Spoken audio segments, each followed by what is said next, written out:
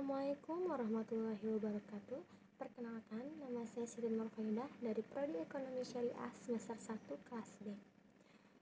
Di sini dengan diberikannya tugas dari mata kuliah Digital Writing ini, saya di sini akan menjelaskan beberapa poin-poin penting yang sudah dijelaskan selama satu semester ini oleh Bapak dosen saya, yaitu Bapak Vidya. Di awal pertemuan perkuliahan di mata kuliah ini, kami menjelaskan tentang RPS, yang dimana RPS itu kesepakatan bersama dalam belajar bagi mahasiswa dengan dosen. Pertemuan kedua, kita diberikan tugas untuk melatih jari kita masing-masing, yang dimana tugasnya adalah mengetik dengan 10 jari dengan durasi 2-3 menit. Dari diberikannya tugas ini, agar kita itu terbiasa dan mengetik dengan cepat, mudah, dan agar kita teringat dengan keyboard yang ada di laptop kita atau komputer kita, karena perkuliahan kita ini sudah tidak menggunakan kertas, melainkan sudah menggunakan seluruhnya hampir seluruhnya digital. Pertemuan berikutnya itu membahas tentang website yang mendukung untuk mencari makalah, jurnal, artikel, dan lain-lain.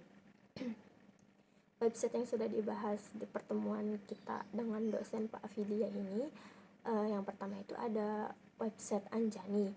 Anjani itu untuk melaporkan tindakan plagiat. Yang kedua itu ada website Arjuna. Arjuna itu melakukan akreditasi nasional.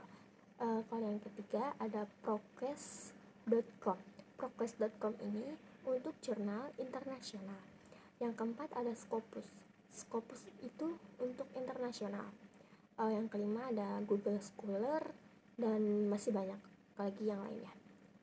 Pertemuan selanjutnya membahas tentang membuat mail merge, yang dimana setiap mahasiswa itu diberikan tugas membuat surat massal yang berkaitan suratnya ini yang berkaitan dengan rektor di kampus kita.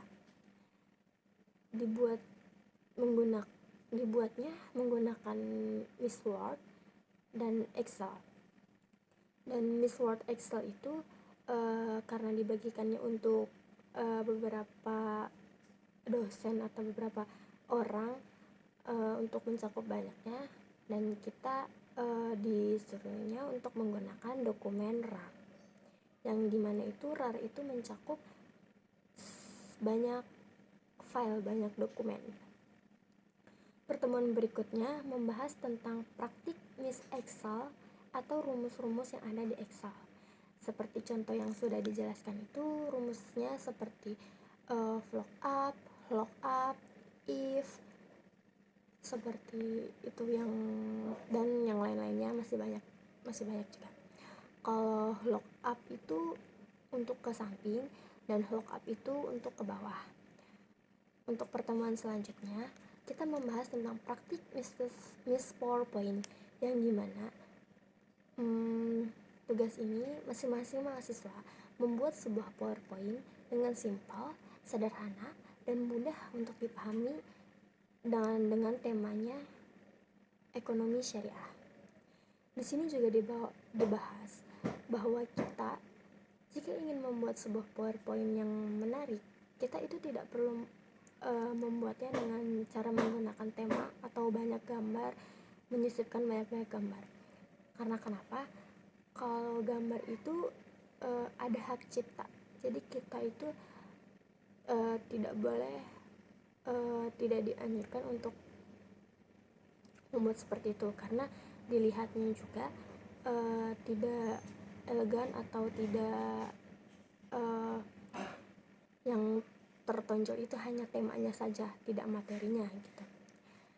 Di sisi lain juga agar audiens ini fokus ke materinya kita, biar tidak fokus ke tema yang kita buatnya saja gitu. Lalu di PowerPoint ini juga menggunakan hyperlink.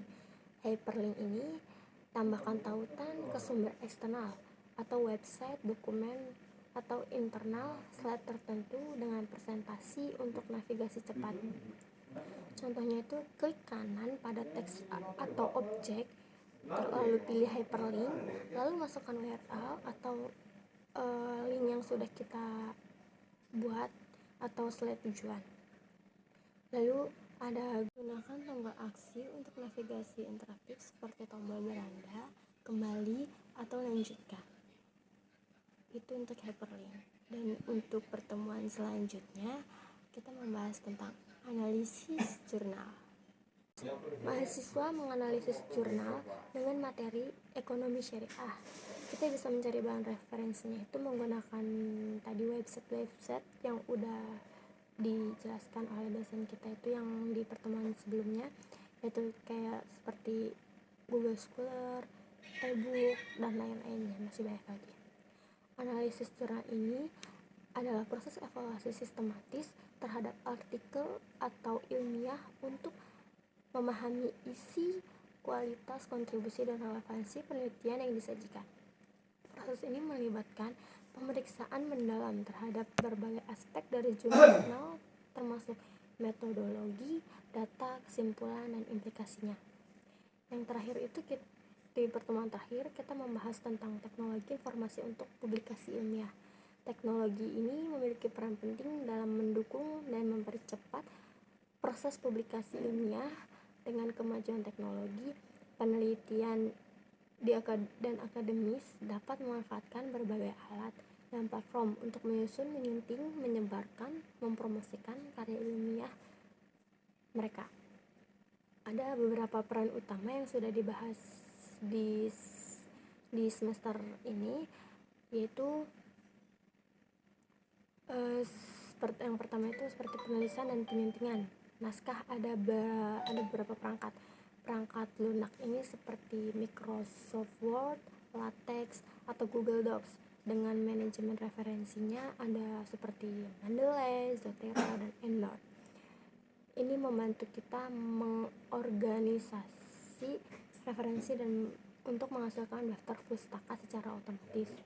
Untuk platform publikasinya ada sistem manajemen jurnal seperti OJS, Scholar One, dan lain-lainnya.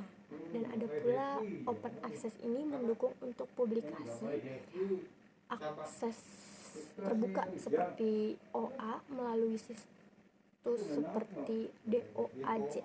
Lalu ada pula pemanfaatan AI dan Big Data. Alat untuk AI seperti ChatGPT, Grammarly, dan masih banyak lainnya AI yang ada di Google. Sekian penjabaran yang saya sampaikan di semester 1 ini. Kurang lebihnya mohon maaf. Terima kasih. Wassalamualaikum warahmatullahi wabarakatuh.